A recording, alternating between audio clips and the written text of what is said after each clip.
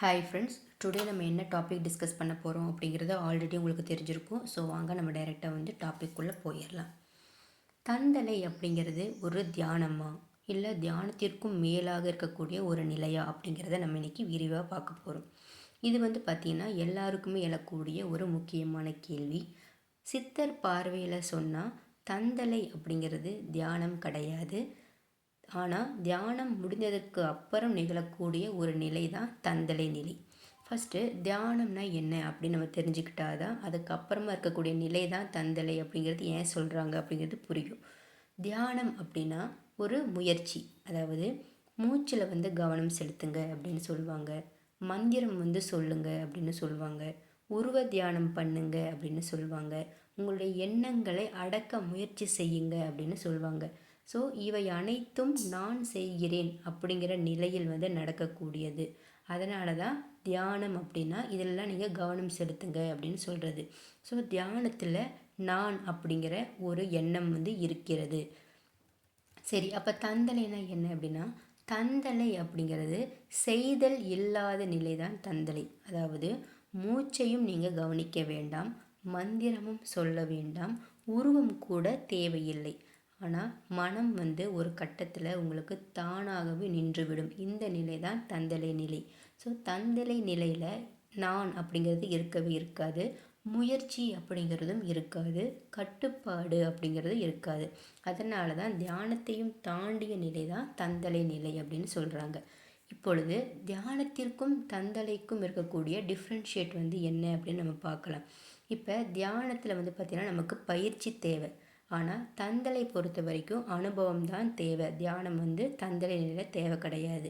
தியானத்தில் முயற்சி தேவை, ஆனால் தந்தலை நிலையில் முயற்சிங்கிறது தேவை கிடையாது.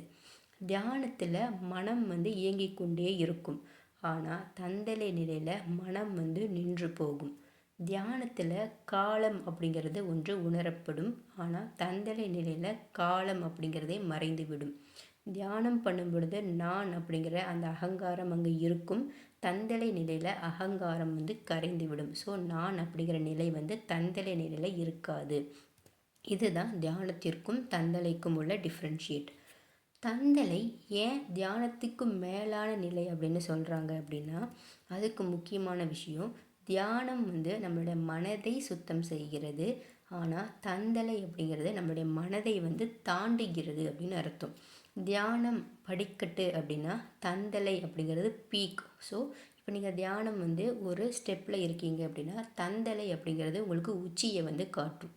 ஸோ தந்தலை நிலை வந்துச்சுன்னா என்ன நடக்கும் அப்படின்னா, உங்களுக்கு உள்ளே வார்த்தைகளே இல்லாத அமைதி நடக்கும், காரணமே இல்லாத தெளிவு புரியும், பயம் அப்படிங்கிறதே சுத்தமாக இருக்காது, மரண பயம் கூட இந்த இடத்துல இருக்காது. ஆனால் வெளியே பொறுத்த வரைக்கும் உறவுகள் உங்களை விட்டு தானாகவே விலகி விடுவார்கள். அதாவது உங்களுக்கு கெட்ட சிந்தனையை கொடுக்கக்கூடிய உறவுகள் அவர்களாகவே விலகி விடுவார்கள்.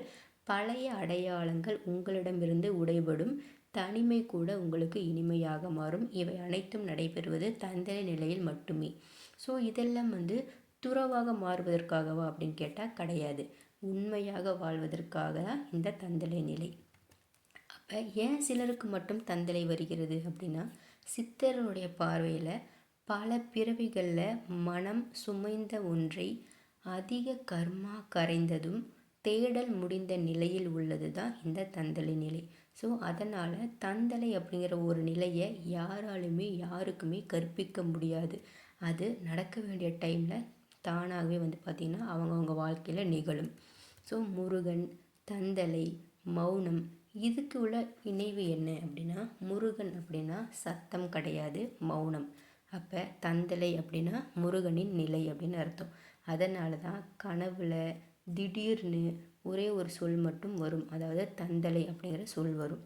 மிக முக்கியமான உண்மை என்ன அப்படின்னா, தந்தலை வந்தவுடன் நான் தந்தலை அடைந்து விட்டேன் அப்படின்னு ஒருத்தவங்க நினைக்கிறாங்க அப்படின்னா, அந்த பவர்னு சொல்ல விட அந்த தந்தலைக்கு உண்டான அந்த மரியாதை உடனே மறைந்து விடும். ஏன்னா தந்தலைக்கு அப்படின்னு உரிமையானவங்க அப்படின்னு யாருமே கிடையாது. யாருக்கு தந்தலை எந்த நேரத்தில் வெளிப்படணுமோ அந்த நேரத்தில் வெளிப்படும். ஆனால் எல்லாருக்குமே வெளிப்படுமான்னு கேட்டால் அது வந்து சாத்தியம் கிடையாது. யாருக்கு வெளிப்பட வேண்டும் என்று இருக்கின்றதோ அவர்களுக்கு மட்டுமே அந்த தந்தலை நிலை வந்து வெளிப்படும். ஏன்னா தியானத்தையும் தாண்டிய ஒரு நிலை தான் தந்தலை நிலை. அப்படிங்கும்போது தியானம் பண்ணுறதுக்கே நம்ம நிறைய பயிற்சி எடுக்கணும். அப்போ அதையும் தாண்டிய ஒரு நிலைனா நம்ம எந்த அளவுக்கு இருக்கணும். ஸோ அது எல்லாருக்குமே வாழ்க்கையில் வராது. ஏன்னா எல்லாருமே சாதாரண வாழ்க்கையை பார்த்து தான் பயணிச்சிட்ருப்பாங்க. ஸோ தந்திர நிலைக்கு ஒருத்தவங்க போகிறாங்க அப்படின்னா அது வந்து இந்த உலக வாழ்க்கையிலேருந்து கொஞ்சம் டிஃப்ரெண்ட்டாக வந்து அவங்க இருப்பாங்க. ஸோ யாராலையுமே புரிஞ்சிக்க முடியாத ஒரு நிலைமையில் வந்து அவங்க இருப்பாங்க. அதனால தான் தியானம் அப்படிங்கிறது நம்ம செய்யக்கூடிய பயணம்னு சொல்கிறாங்க. தந்தலை அப்படிங்கிறது அந்த பயணம் முடிந்த பிறகு நமக்கு வரக்கூடிய அமைதி அப்படின்னு சொல்கிறாங்க. ஸோ தியானம் அப்படிங்கிறது தந்தலை கிடையாது. தியானத்திற்கும் மேலான யாராலும் சொல்லவும் முடியாத விவரிக்கவும் முடியாத ஒரு நிலை தான் தந்தலை நிலை.